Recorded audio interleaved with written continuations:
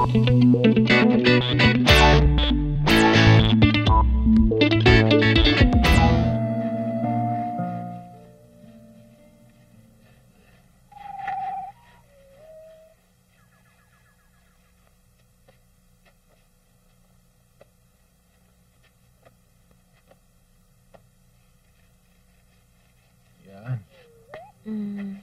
Oh.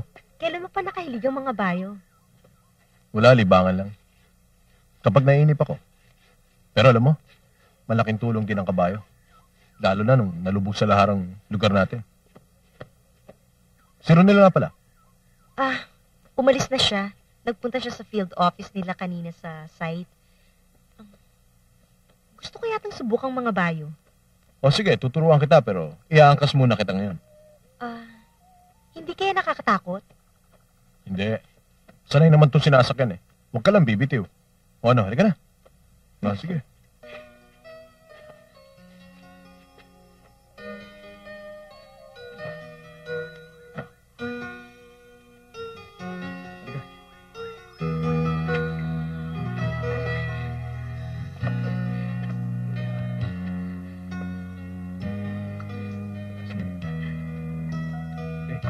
Kapit ka.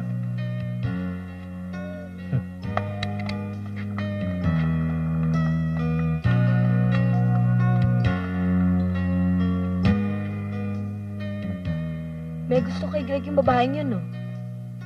May asawa na siya. Di na siya nahiya sa ginagawa niya. Ano namang masama ron? Nagpapaturo lang yung tao kung paano mga bayo. Baka naman nagsiselos ka lang. Oo na. Nagsiselos nga ako. Hindi ka papatulan ni Sir Greg. O baka naman ikaw nagsiselos. Mabuti naman, alam mo. Hindi kayo bagay ni Sir Greg. Tayong dalawang bagay. Dahil pareho tayo mahirap. Kung sa'yo rin lang, maghahanap na lang ako ng matandang mayaman at madaling matigok. Pareho lang tayong amoy lahar.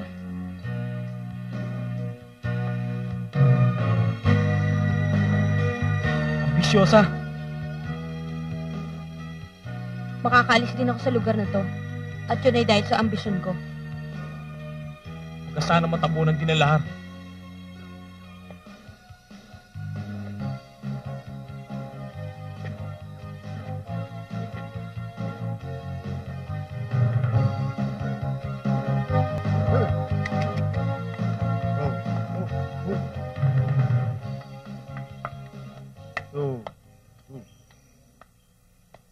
Sayang din ang lupain namin na isanla sa mga magulang ni Ronel. Tinabunan din siya ng lahar. Para na lang siyang simenteryo na naging libingan ng ating pangarap. Kung meron lang akong kapangyarihan noon, meron sana akong sasabihin sa'yo eh. Nung umalis kayo ni Ronel dito, pinilit kitang limutin. Pero hindi ko nagawa. Pinalago ko ang konting naiwan sa akin ng mga magulang ko. Nagbabaka sakaling makalimutan kita.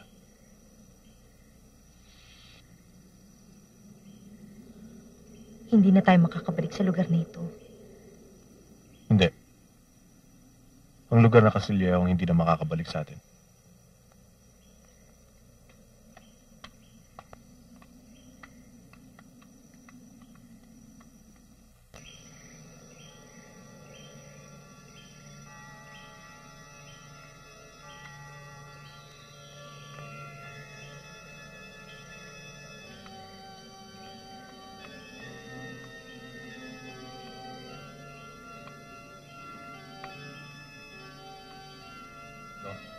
Dito tayo.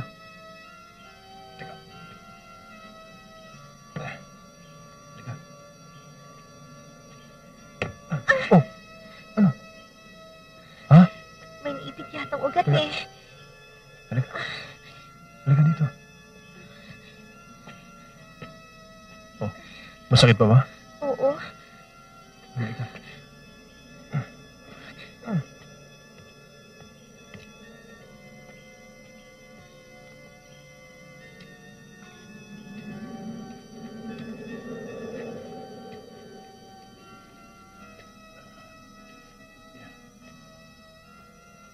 Teka.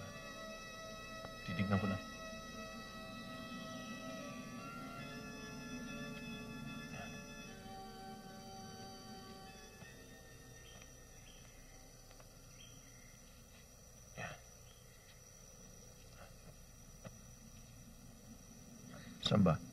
Dito? Oo, dyan. Bakit? May nakahanda yatang higaan. Ah, hindi. Dito talaga ako nagpapahinga tuwing nangangabayo ako dito sa lahar. Ah, sigurado ka bang nagpapahinga ka lang dito? Oo naman. Saan ba? Aray, Dito? masakit dyan.